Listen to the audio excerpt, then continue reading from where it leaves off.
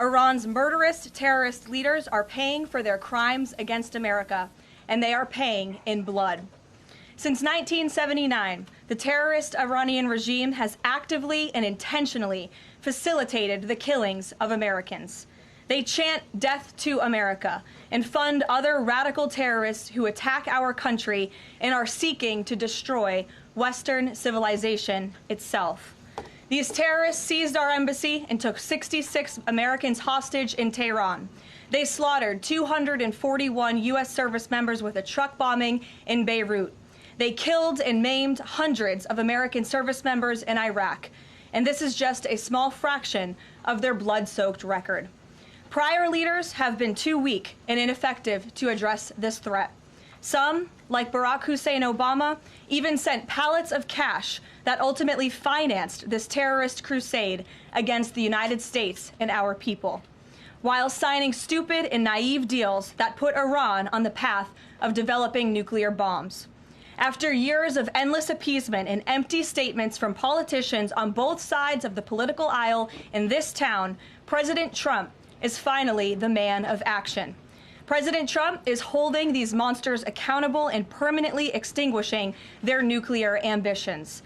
Future generations of Americans will look to this moment as the moment where the specter of a nuclear armed Iran ended. At the beginning of Operation Epic Fury, launched last weekend, President Trump laid out clear objectives to the American people on what the U.S. military seeks to accomplish through these major combat operations. Number one, destroy the regime's deadly ballistic missiles and completely raze their missile industry to the ground. Number two, annihilate the Iranian regime's navy. And so far, we have destroyed more than 20 Iranian ships, including their top submarine last night, using a torpedo for the first time since World War II. There is not a single Iranian ship underway in the Arabian Gulf, Strait of Hormuz, or the Gulf of Oman. Number three, Operation Epic Fury will ensure the regime's terrorist proxies in the region can no longer destabilize the region or the free world and attack our armed forces. And thus far, Iran's proxies are hardly putting up a fight. Number four, this mission will guarantee that Iran can never obtain a nuclear weapon. It's safe to say that thus far, Operation Epic Fury has been a resounding success. American forces have struck more than 2,000 targets, destroying hundreds and hundreds of ballistic missiles, launchers, and drones. As the Department of War said this morning, we expect to have complete and total dominance over Iranian airspace in the coming hours, clearing the skies for our brave warriors to continue achieving these noble and long sought-after objectives. There's been a lot of misreporting and intellectual dishonesty from the American media on why President Trump decided to launch this operation. So let me remind you, Operation Midnight Hammer, which took place last June, obliterated Iran's 3 major nuclear sites. Yet the terrorist Iranian regime has remained fully committed to rebuilding its nuclear program. How do we know this? Because Iran has pursued this path of war and violence despite President Trump dispatching 2 of his top and most trusted negotiators to engage in exhaustive and good faith negotiations to try and reach a deal. And the world knows this president's preference is always peace and diplomacy first. Look no further than the 8 additional global conflicts he has ended in the past year as proof. Unfortunately, the terrorist Iranian regime refused to negotiate in good faith. They chose this path of violence and destruction, and they are reaping the consequences of their horrible decision. The regime did what they always have done. They lied, they delayed, they tried to string the United States of America along. They wanted to buy themselves time to continue building ballistic missiles and other deadly weaponry that could harm our U.S. personnel and troops in the region, and to continue aggressively pursuing their unacceptable nuclear ambitions. U.S. negotiators offered to lift crippling sanctions on Iran and even provide nuclear fuel to Iran at no cost to support a civil nuclear power program. They additionally had the opportunity to accept U.S. support as an investor in potential projects to develop peaceful nuclear energy together under a mutually agreed-upon framework. Yet in response, Iran would have to forfeit their enrichment capacity once and for all. But Iran rejected. They accepted none of these generous and unprecedented offers by the United States. Simply put, they refused to say yes to peace. And their refusal made clear that their #1 priority was building a nuclear weapon with which to threaten the United States of America. Again, the country they have been chanting death to for nearly 5 decades. Let me state this again clearly. Iran rejected the path of peace because the terrorists in charge of this regime wanted to build nuclear weapons to use against Americans and our allies. President Trump made the determination, a courageous determination and decision, that the path the United States was on with Iran had only one outcome: massive death and destruction at the hands of a nuclear-armed terroristic regime. That path of death and destruction and threats against the American people have ended with Operation Epic Fury. Operation Epic Fury has forged a new path that will better ensure the security of the United States and our people. The terrorists made a bet that President Trump would be like many of his predecessors, that he would just talk and he would refuse to enforce his clear red lines. But that has proven to be a catastrophic error in judgment. When President Trump makes a threat, and I have reiterated that threat many times from this podium to all of you over the past year, President Trump does not bluff. The president's words are backed up by the mightiest warriors in the world who possess the most sophisticated capabilities this world has ever known. 49 and counting of the most senior Iranian regime leaders, including the supreme leader, have already been wiped off the face of the earth. Make no mistake, killing these brutal terrorists is good for America and makes the world a much safer place. I want to also extend our prayers and condolences to the families of the 6 U.S. military service members who have been lost in Operation Epic Fury. These heroes represent the very best among us. They laid down their lives in defense of our country, and we will never forget their legacy or their sacrifice. As the president said, we grieve for these American patriots and their families as we continue the righteous mission for which they gave their lives. President Trump intends to attend the dignified transfer of these American heroes to stand in grief alongside their families. I understand the Department of War is working on scheduling this transfer, and we will provide updates at the appropriate time. Finally, the Trump administration is also doing everything within our power to protect Americans in harm's way. Since the launch of Operation Epic Fury, more than 17,500 Americans have safely returned home from the Middle East, with over 8,500 American citizens returning home to the United States just yesterday alone. If you are a U.S. citizen in the Middle East looking to return to the United States, the Secretary of State asks that you please register with the State Department at step.state.gov. The State Department will identify where you are and provide travel options directly to you. The administration is already rapidly chartering flights free of charge and booking commercial options, which we expect to become increasingly available as time goes on and the success of this mission further comes to fruition. I know the President and Secretary of State Rubio have been in touch as well with our allies in the region directly about this problem, making it clear that it is a priority of the United States of America to bring every American home. The Trump administration will not rest until every American is home safely and until the terrorist threat from Iran has been completely destroyed. With that, I'll take your questions. Eric, why don't you kick us off today? Thank you for being here. Caroline, thanks so much for having me. It's great to be here. As you mentioned, Iran's regime, its leadership has largely been decimated.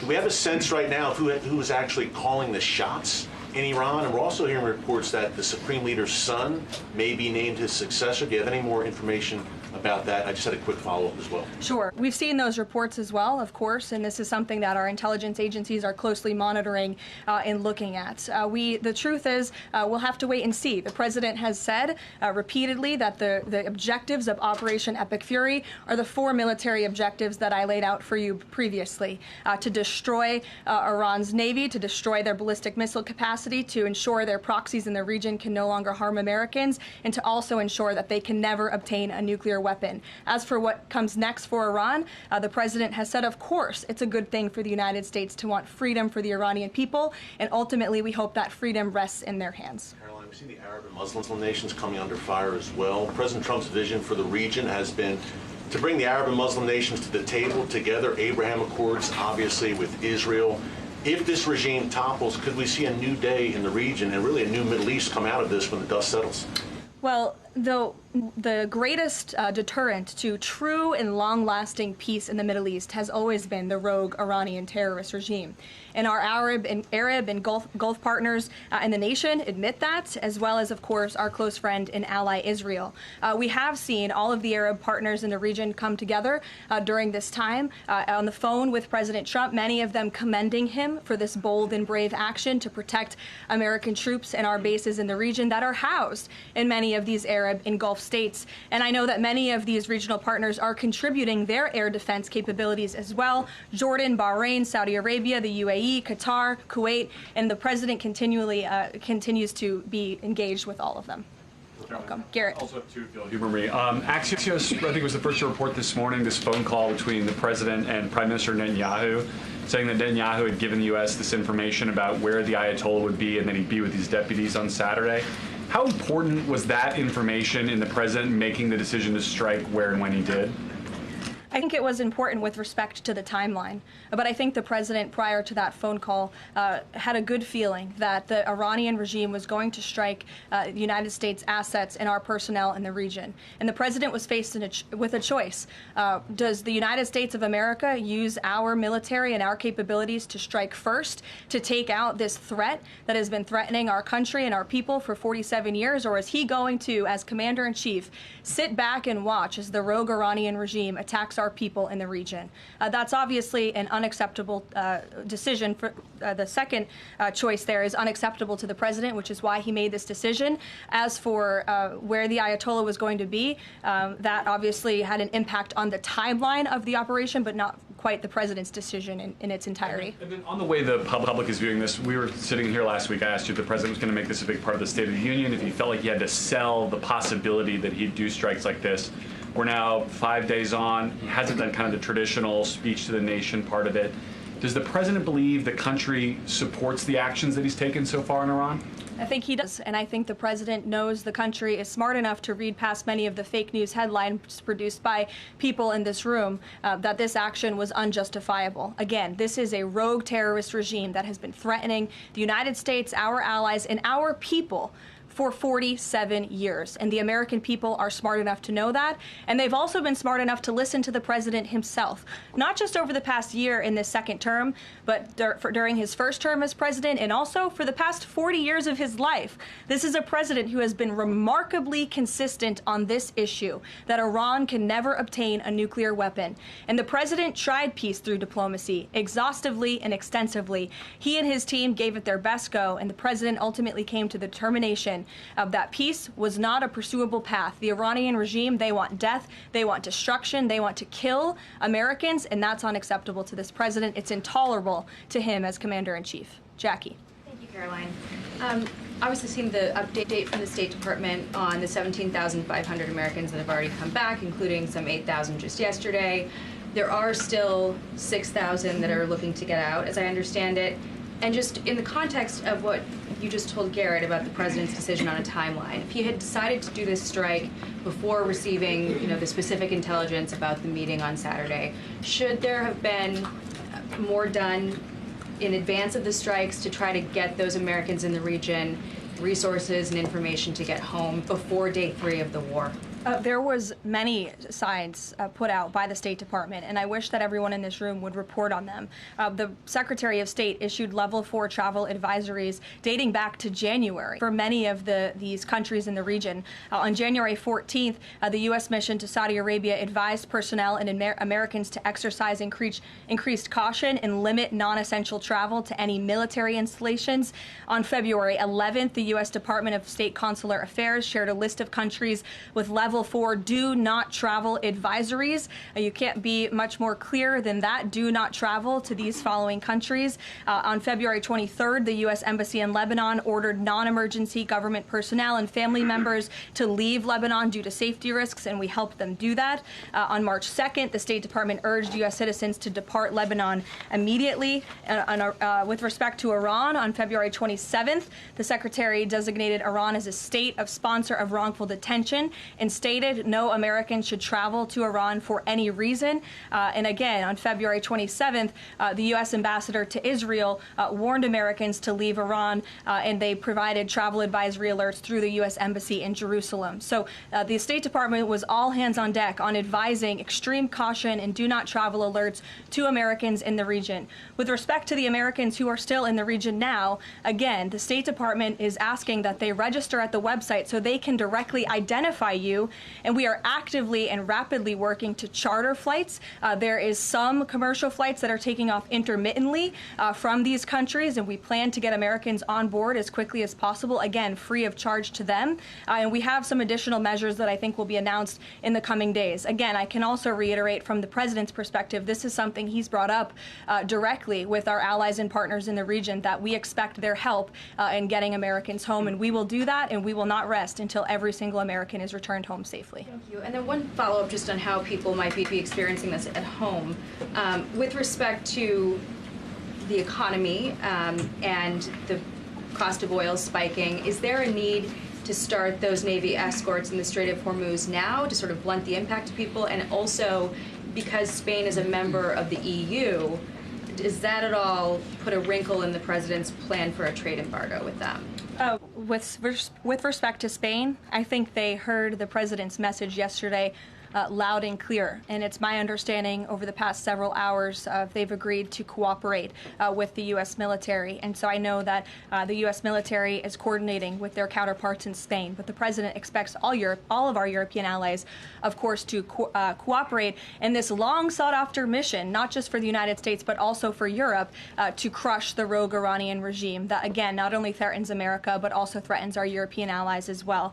With respect to oil prices and the economy here at home, of course, this is something that Secretary Bessent, Secretary Wright, the National Economic Council of Energy, that is led by Secretary Burgum, has been long working on and well in advance. Yesterday, President Trump announced the U.S. Development Finance Corporation will provide political risk insurance at a very reasonable price for crude carriers and cargo ships operating in and around the Gulf. And as you pointed out, Jackie, the President said if necessary and when appropriate, the U.S. Navy will begin escorting tankers through the Strait of Hormuz. I think it speaks to why this action was so necessary, that ultimately the energy industry is going to benefit from the President's actions with respect to Iran, because Iran will no longer be controlling the Strait of Hormuz and restricting the free flow of energy, which, as you all know, controls 20% of the world's global oil supply. Thank you. Sure. Thanks, Karoline. The President said yesterday there wasn't time to make evacuation plans because this all happened so quickly. Given how critical the President has been of the chaotic evacuation from Afghanistan by the last administration 5 years ago, why wasn't there more of a focus on evacuation plans from the Middle East that could have been at least put in place, ready to go before the strikes this weekend? Again, I just laid out for you that there have been plans in place and that the State Department has been very clear to the American people traveling within this region not to travel to these regions. We gave notices to leave immediately the countries where these Americans were within. And unlike the previous administration, we actually have a number. We actually have identified the number of people in the region who have requested help. We are in direct contact and engagement with them.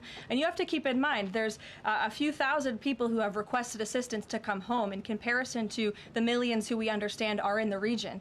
So we will help every single American who wants to come home if they're making that request of the State Department. Americans who called the State Department hotline as recently as last night were being told, we can't help you, you have to make your own plans. Well, the line was updated, and I expect every single person in this room to report on that accurately so that information can be relayed appropriately to your audiences and to the American people. I think as journalists, you all have a responsibility to let them know that the line has been updated accordingly with the proper guidance, because I saw many people in this room very quick to do selfie videos with the line yesterday, but not so quick to report on the corrected message today.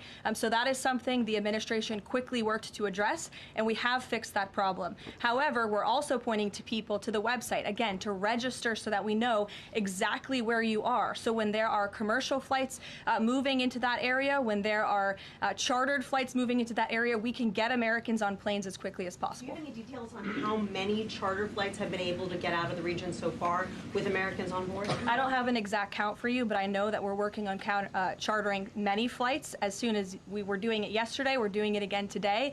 And you should not expect us to detail exactly when these flights are taking off for obvious reasons.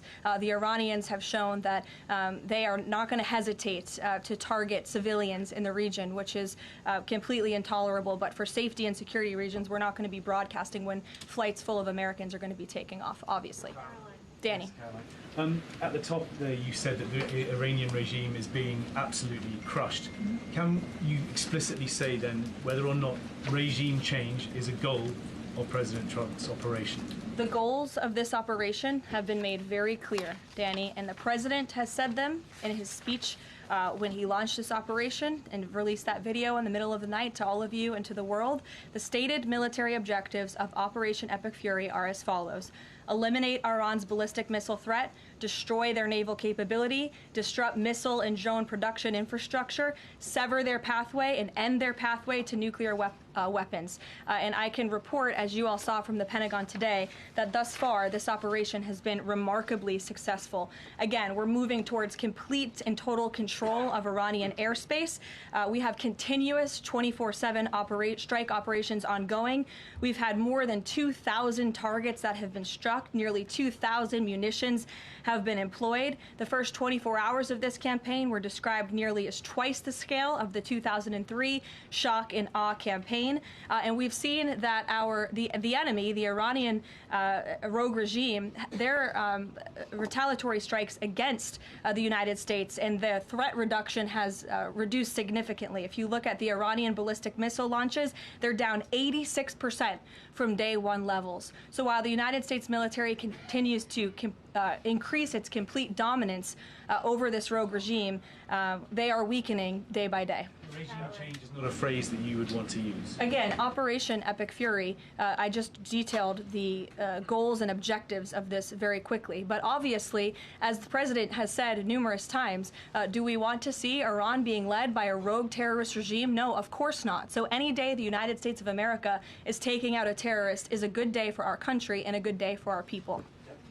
Given that point that you just make about the United States wouldn't mind seeing the government overthrown, certainly President Trump has talked about wanting to see Iranians overthrow the government. Has the president considered at all kind of how he views a U.S. role, if any, in Iran post-conflict? I think it's something the president is actively considering and discussing with his advisors and his national security team. But again, right now, the focus, minute by minute, hour by hour, day by day, is on ensuring the quick and effective success of Operation Epic Fury.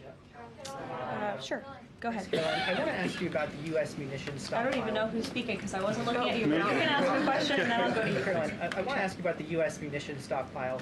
President Trump posted on Truth Social on Monday that the U.S. still has a good supply of weapons, but that we're not where we need to be. What does he mean by that? And does President Trump then want to ask on Congress to pass a supplemental to increase funding for missile interceptor systems like the ones being used to defend U.S. bases in the Middle East from Iranian missiles? I don't have any updates for you on congressional asks from the president. As you know, under this president, we have significantly increased our defense budget, which is a good thing for the United States, for our national security, and for protecting our homeland. With respect to munitions, ammunition, weapon stockpiles, the United States of America has more than enough capability to not only successfully execute Operation Epic Fury, but to go much further. And we have weapon stockpiles in places that many people in this world don't even know about. However, the president in that post was pointing out that, unfortunately, we had a very stupid and incompetent leader in this White House for 4 years who gave away many of our best weapons for nothing, for free, to another country very far away by the name of Ukraine. So the president was pointing out how that was an unwise decision, but nevertheless, don't doubt the strength and the might of the American military. And I will also add, President Trump has rightfully been calling on defense contractors in this country to rapidly and aggressively produce American-made weapons because they are the best best in the world, and the president always likes to get things done as quickly as possible, and so he's been quite vocal in his efforts to try to speed up our defense industry to protect our homeland. Karoline, can you use some? Go ahead. Karoline, could you tell us about the president's current thinking about ground troops and whether they could be used if they were to be sent into Iran? What would they be used for? What's the situation of that? Well, they're not part of the plan for this operation at this time, but I certainly will never take away military options on behalf of the President of the United States or the Commander-in-Chief, and he wisely does not do the same for himself. I know there's many leaders in the past who like to take options off of the table without having a full understanding of how things could develop. So again, it's not part of the current plan, but I'm not going to remove an option for the president that is on the table. Sean. Did the United States airstrike a girls' elementary school and kill 175 people? Not that we know of, Sean, and the Department of War is investigating this matter, and I would just tell you very strongly, the United States of America does not target civilians, unlike the rogue Iranian regime that targets civilians, that kills children, that has killed thousands of their own people in the past several weeks, and uses propaganda quite effectively, and unfortunately many people in this room have fallen for that propaganda. So I would caution you from pointing the finger at the United States of America when it comes to targeting civilians, because that's not something that these armed forces do. Reagan. Thanks, Caroline. Prior to the Iran conflict, the SAVE Act was really the focus of the news cycle. Is the SAVE Act still a priority for the administration? Absolutely. Could you just provide an update on the administration's talks with Congress to get the SAVE Act through? SAVE Act is absolutely still a priority for this president and the administration. The focus, of course, of much of the president's time right now is on ensuring the success of Operation Epic Fury, but the president can walk and chew gum at the same time, and he's very much continuing to focus on the issues that matter here at home for the American people, including the passage of the SAVE Act, including on bringing down the cost of living, which is why you'll see the president in about an hour and a half at the Ratepayer Protection Pledge Roundtable, where he will be sitting with big tech companies, with AI companies who are building in communities across the country and have pledged to pick up the cost of the electricity tab in these small towns and communities across the country, which is a great thing for American consumers. So you'll be hearing from the president directly on this very important domestic agenda item later this afternoon, and it's something that he mentioned in his State of the Union address. So check it off the list as another promise made and kept by this president. Sure, go ahead. Thanks, Caroline. I just wanted to get back to Danny's question.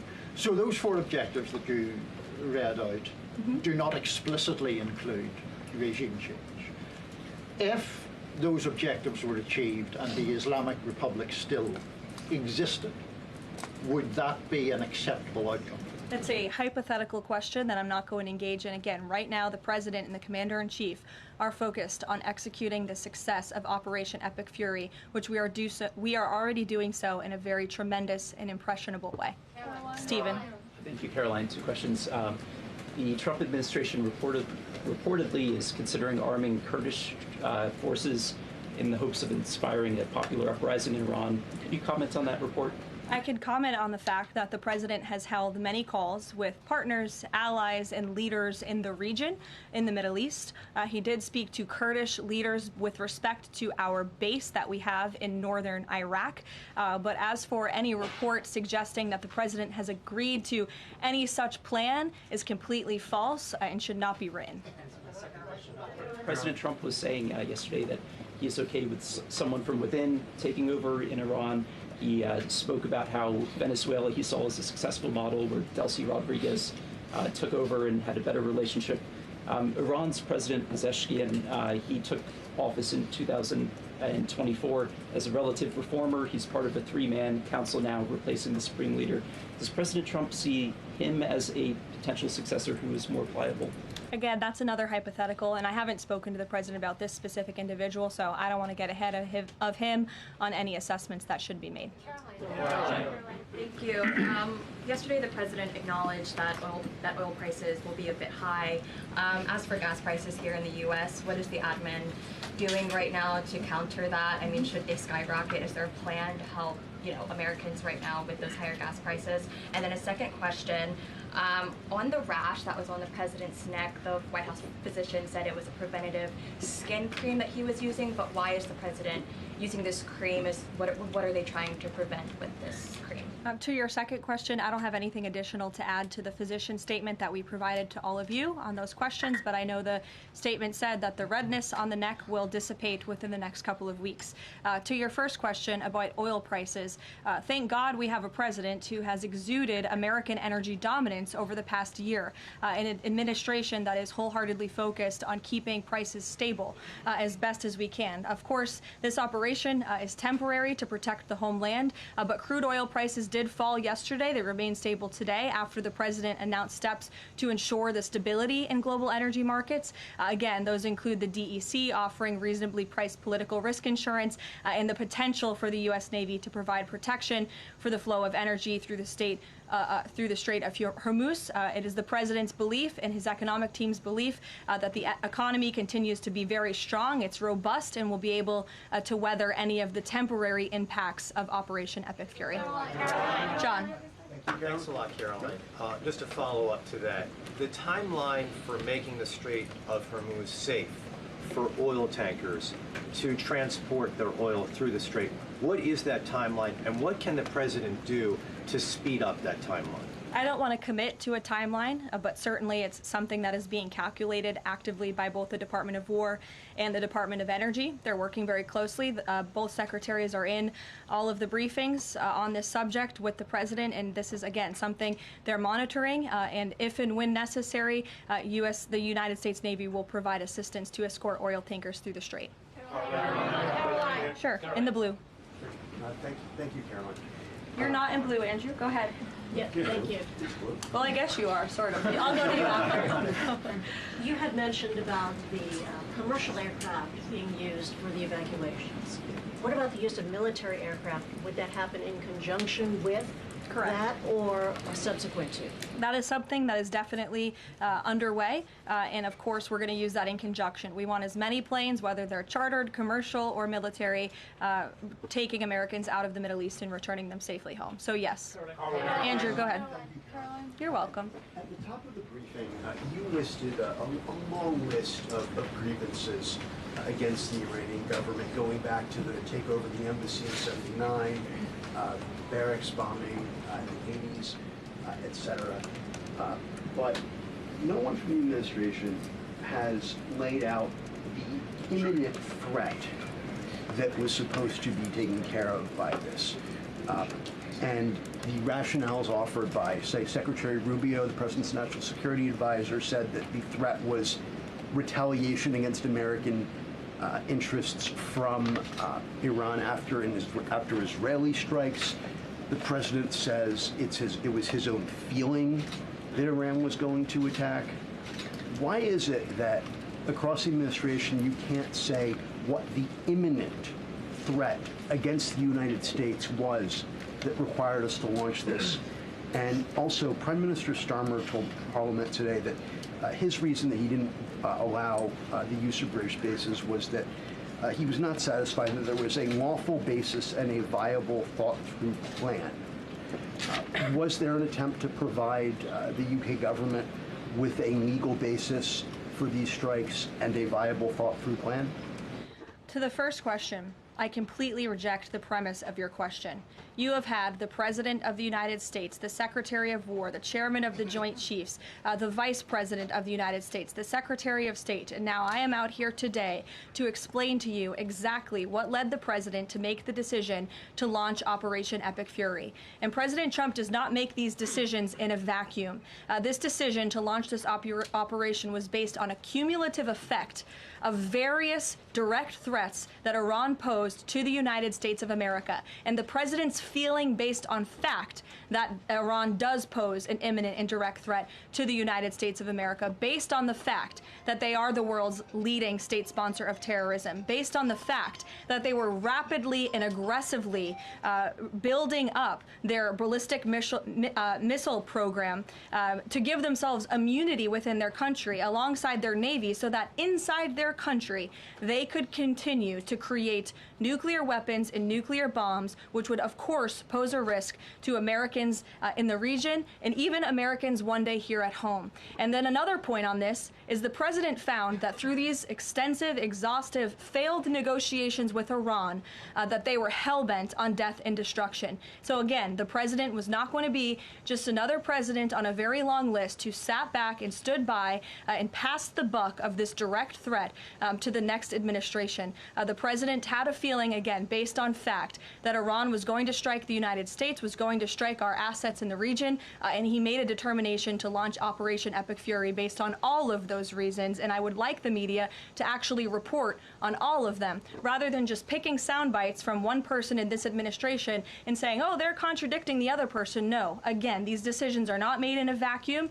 They are made by the president's feeling that Iran was going to strike the United States and our assets in the region, and he was not going to sit back and watch that happen. The determination was made that the president was going to strike first alongside Israel, and that has obviously been proven to be the right decision and an effective one at that. Libby, go ahead. Thank you, Caroline. A two-part question for you here. First, has the president spoken with the family members of those U.S. service members that were killed?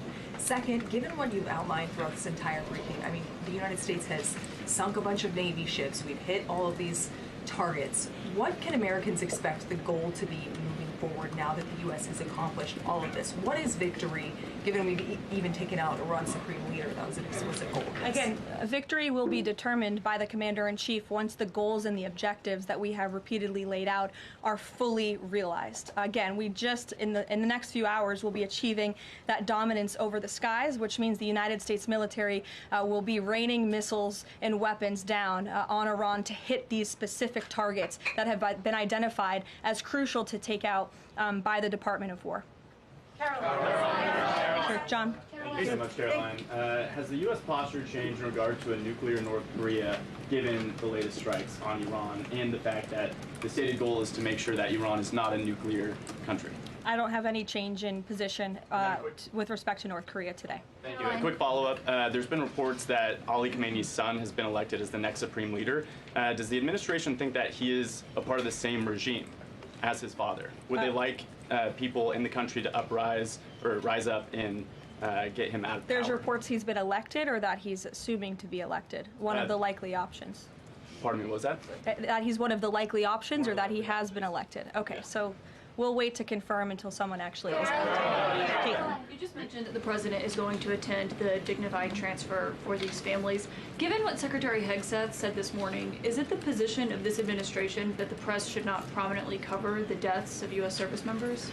No, it's the position of this administration that the press in this room and the press across the country should accurately report on the success of Operation Epic Fury and the damage it is doing to the rogue Iranian regime that has threatened the lives of every single American in this room. If the Iranian regime had their choice, they would kill every single person in this room. And so we can all be very grateful that we have an administration and that we have men and women in our armed forces who are willing to sacrifice their own lives for the rest of us in this room and for every American across the country and for every troop that is based in the Middle East. That's what these... Secretary Hegseth was complaining that it was front page news about these 6 service members who were killed. That's not what the Secretary said, Caitlin, and that's not what the Secretary meant, and you know it. You know you are being disingenuous. There is not... We've never had a Secretary of Defense who cares more... Drones get through or tragic things happen. It's front page news. I get it. The press only wants to make the president look bad. Yeah, As you know, we cover the deaths of U.S. service members under every president. The press does only want to make the president look bad. That's a fact. Especially you. No, listen to me.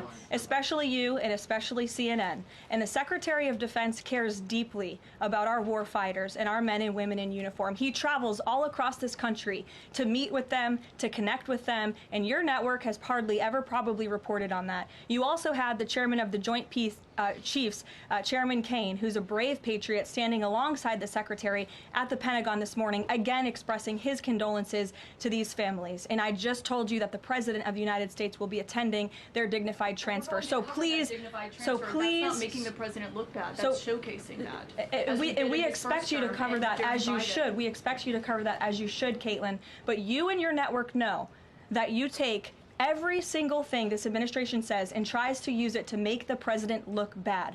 That is an objectable fact. I don't think covering troop deaths is trying to make If you're trying to argue right now that CNN's overwhelming coverage is not negative of President Donald Trump, I think the American people would tend to agree, and your ratings would tend to disagree with that as well.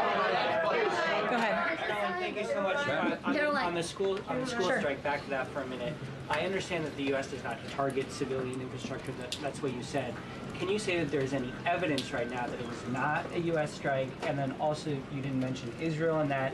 Is there any assessment about Israel's potential likely role in that, if at all? Again, the Department of War is currently investigating this matter, but again, I will reaffirm that the Department of War and the United States Armed Forces do not target civilians, as does the Iranian regime, who kill and execute their own people. Christian.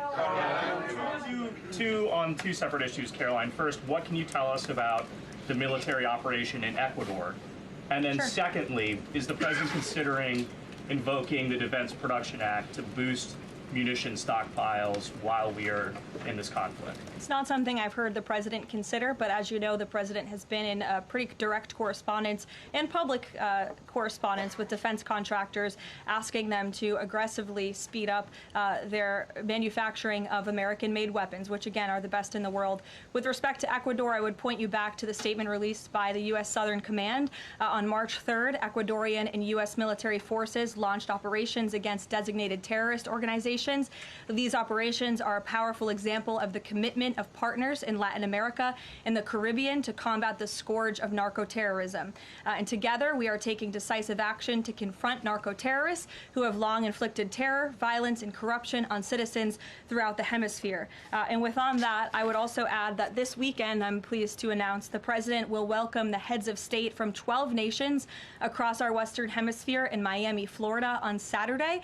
The point of this newfound Latin America Summit is to promote freedom, security, and prosperity in our region. The following countries will be in attendance: Argentina, Bolivia, Chile, Costa Rica, the Dominican Republic, Ecuador, El Salvador, Honduras, Panama, Paraguay, Trinidad and Tobago, and maybe some others as well. And the president will be speaking with the leaders of this country, who have really formed a historic coalition to work together to address criminal narco-terrorist gangs and cartels and counter illegal and mass migration into not only the United States, but the Western Hemisphere, which remains a key and top priority of this president. Thank you very much, everyone, and you'll see the president yourselves in an hour. Thank you, Caroline. Thank you, Caroline.